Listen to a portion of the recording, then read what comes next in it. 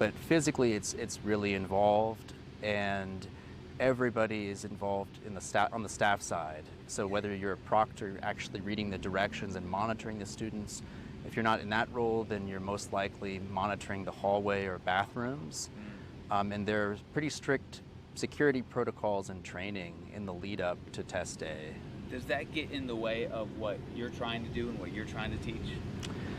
It can and it does, because in my case I teach world geography and ninth grade, and so in high school there are 5 state assessments and 3 of them are in ninth grade, but my content area is not tested. And so because it's not tested by the state, there's not a state accountability metric attached to it. And I don't want to say it's disposable, but it feels like that often. You're in on the back burner. Right.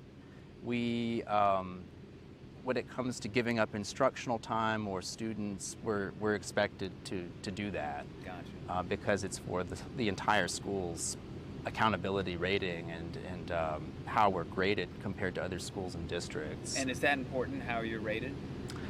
Yeah, it comes with autonomy. So if a school is shown to be underperforming for a certain number of years, that school could be reconstituted. Basically, it could be taken over. The teachers in that school lose a lot of their instructional autonomy, and there are a lot of consequences attached to it, both for teachers, for the administration, for students. Like what? Prescriptive curricula. Just what I would say is that the larger the gaps are at a certain school, like the greater the degree of underperformance, the more prescriptive and regimented the approach is. The factory setting. If you got to pump out kids that know this. Practice tests, practice questions, sort of forensic analyses of those questions. Why did the students perform poorly on this question versus this one? And it's a general, it all contributes to just a general narrowing of taught curricula. Are the kids stressed out at this time? The kids are stressed, but the way I feel it manifests, at least in my experience, is just apathy and disengagement and withdrawal. And so when you have a bunch of kids checked out, why does that matter? It just makes the school a really tiresome place to be overall. So there's a narrowing of curriculum, there's a sense of disengagement and attachment. It's just not a fun place to be with all that obtaining in this context. What are your thoughts on, if you had any recommendations on how to change the testing and accountability system, it would be what? I do like the idea proposed in the last legislative session to split the test into smaller assessments administered over the course of the year.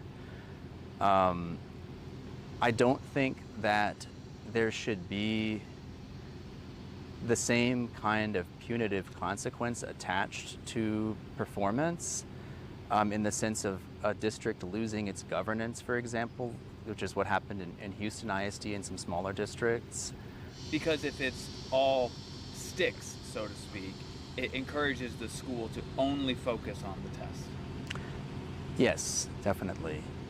Yeah, and it's impossible, I think, to separate the disengaged school cultures we see from these sort of metrics with sticks, basically. Yeah.